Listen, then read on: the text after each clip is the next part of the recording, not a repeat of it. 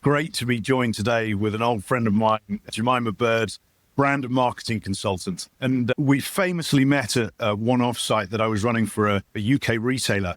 Jemima and I had a little sidebar, and we worked out the best thing that she could do was that she actually promotes herself out of the business and end up with no job, which she then launched a second career of setting up her own consultancy. So welcome, Jemima, to Performance Intelligence. Lovely to have you here. Great to see you again, Jez. Yeah, that was a fun conversation.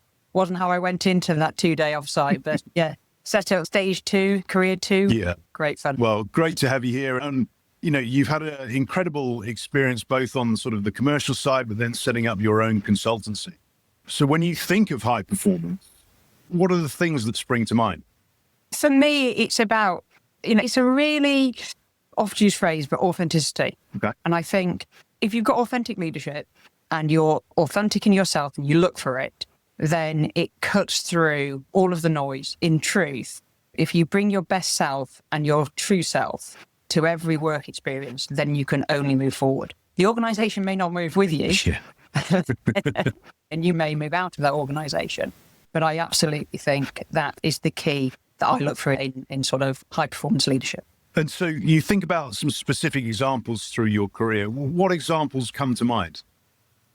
I've been really super fortunate. I think as a graduate, I joined Asda right at the start of the Archie, Norman, Allen, Leighton turnaround. Okay.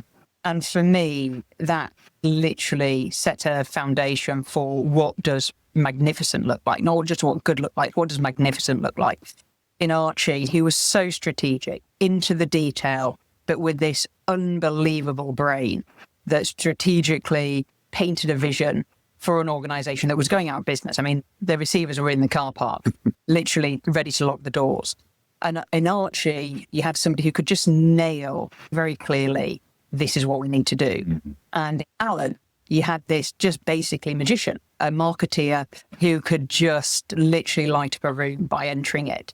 And I was one of their first 100 graduates. And I remember joining, and on my first day, Alan had just come back from Harvard from doing a year's. He'd been doing his MBA at the same time. And they had a rock concert going on in the atrium of Asda House. I was thinking, wow, this is a really cool company. But yeah, that for me, I was very lucky. But so what was it that made that able to deliver high performance? What was it? It was a tell it as it is. They were so clear and they made it really simple for every single colleague. And as a result, for customers. Yeah. They put in place frameworks such as, I remember this one that's called As a Way of Working and Soul, Stores of Learning.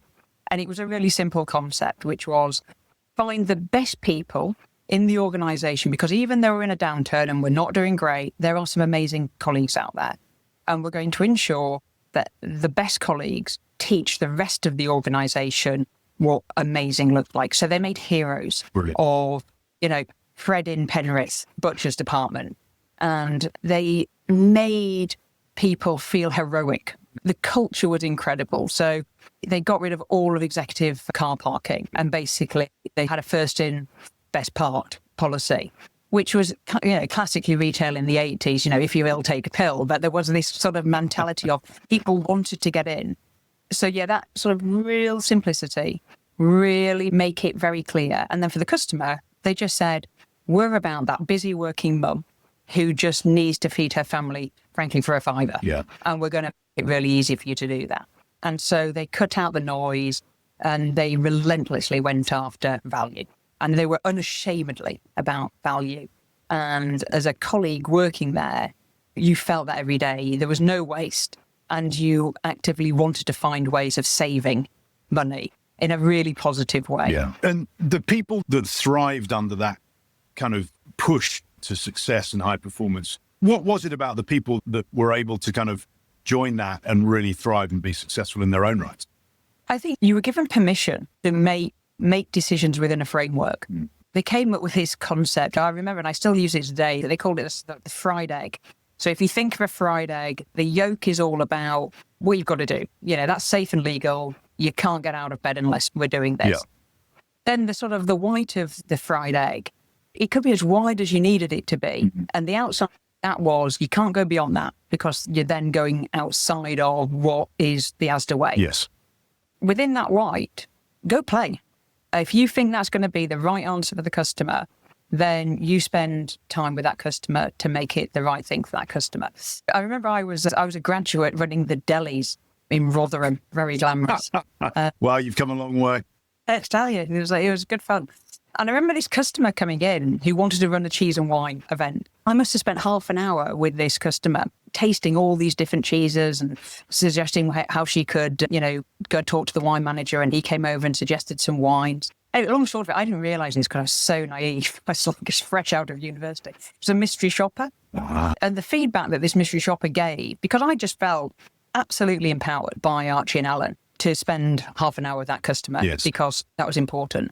That I ended up winning the use of the company Jag, which is what they used to drop into like exceptional customer service. I was put into the mix for the company Jag for a month, which was amazing. Brilliant. It was great.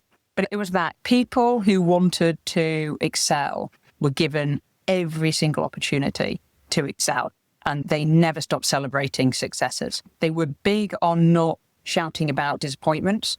You had a conversation. It was dealt with, but they were massive on celebrating success. And as a result, the organisation began believing in itself again. It was a great place to be a grad. Sounds great. And that permission piece and that celebration are two bits that are often forgotten today. And I see so many people kind of trapped by, well, I can't do anything.